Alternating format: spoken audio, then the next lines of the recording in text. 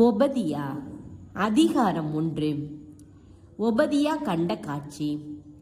தலைவராகிய ஆண்டவர் ஏதோமை குறித்து இவ்வாறு சொல்கின்றார்: விழித்தெழுங்கள், ஏதோமுக்கு எதிராக போருக்கு புறப்பட்டு செல்வோம் என்று அறிவிக்க தூதன் ஒருவனை வேற்றினத்தாரிடையே ஆண்டவர் அனுப்பினார் என்பதாக ஆண்டவரிடமிருந்து வந்த செய்தி ஒன்றை நாம் கேட்டிருக்கிறோம்.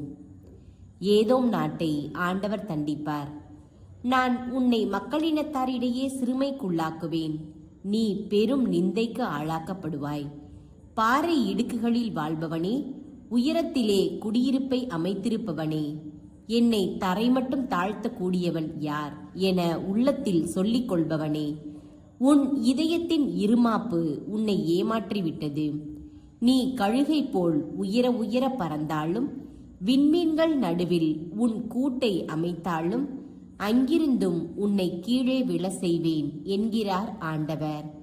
உன்னிடம் திருடர்கள் வருவார்களாயின், கொள்ளைக்காரர்கள் இரவில் வருவார்களாயின், தங்கள் தேவைக்கு அதிகமாக திருடுவார்களோ? திராட்சை பழம் பறிக்கின்றவர்கள் உன்னிடம் வந்தால் திராட்சை பழங்களில் சிலவற்றையாவது விட்டு வைக்க மாட்டார்களா? நீயோ வெனில் முற்றிலுமாய் சூறையாடப்பட்டாய். ஏசா எவ்வளவாய் கொள்ளையடிக்கப்பட்டான்! மறைத்து வைக்கப்பட்ட அவனுடைய கருவூலங்கள் சூறையாடப்பட்டன. உன்னோடு உடன்படிக்கை செய்தவர்கள் யாவரும் உன்னை ஏமாற்றி விட்டார்கள். அவர்கள் உன்னை நாட்டில் எல்லை வரை விரட்டிவிட்டார்கள். உன்னோடு உறவாடியவர்கள் உனக்கு எதிராய் எழும்பி உன்னை மேற்கொண்டார்கள். உன்னோடு உண்டவர்களும் நல்லுறவு கொண்டிருந்தவர்களும் உனக்கு கண்ணி வைத்தார்கள். உன்னை குறித்து அவனுக்கிருந்த அறிவு கூர்மை எங்கே என்றார்கள். அந்நாளில் நான் ஏதோமில் உள்ள ஞானிகளையும் ஏசாவின் மலைமேல் உள்ள அறிவாளிகளையும் அழிக்காமல் விடுவேனா என்கிறார் ஆண்டவர். தேமான், வலிமை மிக்க உன் வீரர்கள் திகிலடைவார்கள். ஆதலால் ஏசாவின் மலைமேல் உள்ள யாவரும் வெட்டி வீழ்த்தப்பட்டு மடிவார்கள். ஏதோம் தண்டிக்கப்பட காரணம். உன் சகோதரன் யாக்கோபுக்கு எதிராக நீ செய்த கொடுமையை முன்னிட்டு நீ வெட்கி நாணுவாய்.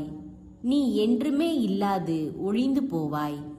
அயல் நாட்டார் யாக்கோபின் செல்வத்தை கொள்ளையிட்ட அந்நாளில் வெளிநாட்டார் அவன் வாயில்களுக்குள் புகுந்து எருசலேமுக்காக தங்களுக்குள் சீட்டு போட்ட அந்நாளில் நீ விலகி நின்று அவர்களுள் ஒருவனாக இருந்தாயே.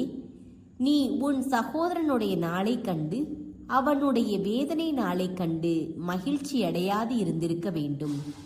யூதாவின் மக்களை பார்த்து அவர்களின் அழிவு நாளில் களிப்படையாது இருந்திருக்க வேண்டும். அவர்களின் துன்ப நாளில் இருமா படையாது இருந்திருக்க வேண்டும். என் மக்கள் துன்புற்ற நாளில் அவர்களுடைய வாயில்களுக்குள் நுழையாது இருந்திருக்க வேண்டும். அவர்கள் கேடுற்ற நாளில் அவர்களின் அழிவை குறித்து மகிழ்ச்சி அடையாது இருந்திருக்க வேண்டும். அவர்கள் அழிவுற்ற நாளில் அவர்களின் பொருள்களை கொள்ளையடிக்காது இருந்திருக்க வேண்டும். அவர்களுள் தப்பி ஓடியவர்களை வெட்டி வீழ்த்தும்படி வழி சந்துகளில் பதுங்கி இராது இருந்திருக்க வேண்டும். அவர்கள் துயருற்ற நாளில் அவர்களில் எஞ்சியோரை காட்டிக் கொடுக்காது இருந்திருக்க வேண்டும். வேற்றினத்தார் மேல் வரும் தண்டனை தீர்ப்பு. ஏனெனில் ஆண்டவரின் நாள் வேற்றினத்தார் எல்லார் மேலும் வரப்போகின்றது. நீ செய்தது போலவே உனக்கும் செய்யப்படும். நீ செய்த வினைகள் உன் தலைமேலேயே விழும். என் திருமலையில் நீங்கள் என் தண்டனையாகிய பானத்தை குடித்தது போலவே வேற்றினத்தார் அனைவரும் குடிப்பார்கள்.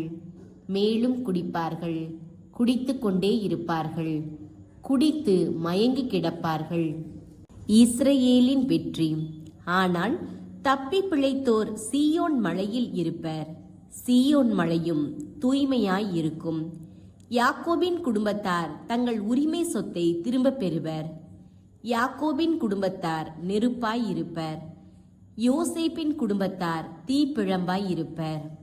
ஏசாவின் குடும்பத்தாரோ வைக்கோலாய் இருப்பர். அவர்கள் இவர்களை தீக்கிரையாக்கி முற்றிலும் அழித்து விடுவார்கள். ஏசாவின் குடும்பத்தாருள் எவருமே தப்ப மாட்டார். ஆண்டவரே இதை கூறினார். நெகேபில் இருப்பவர்கள் ஏசாவின் மலையை தமதாக்கிக் கொள்வார்கள். செபேலாவை சார்ந்தவர்கள் பெலிஸ்தியர் நாட்டை உரிமையாக்கிக் கொள்வார்கள். அவர்கள் எப்ராயிம் சமாரியா நாடுகளை தம் உடைமையாக்கிக் கொள்வார்கள். பென்யமீனோ கிளையாதை தனக்கு சொந்தமாக்கிக் கொள்வான். இஸ்ரேலில் இருந்து நாடு கடத்தப்பட்ட வீரர்கள் திரும்பி வந்து பெனிசியாவில் இருந்து சாரிபாத்து வரை உள்ள நாட்டை உரிமையாக்கிக் கொள்வர். எருசலேமில் இருந்து செபராதுக்கு நாடு கடத்தப்பட்டோர் நெகேபின் நகர்களை சொந்தமாக்கிக் கொள்வர். விடுதலை பெற்றோர் ஏசாவின் மலையை ஆளுவதற்கு சீயோன் மலை மேல் ஏறுவர். அரசாட்சி ஆண்டவருக்கே உரித்தாகும்.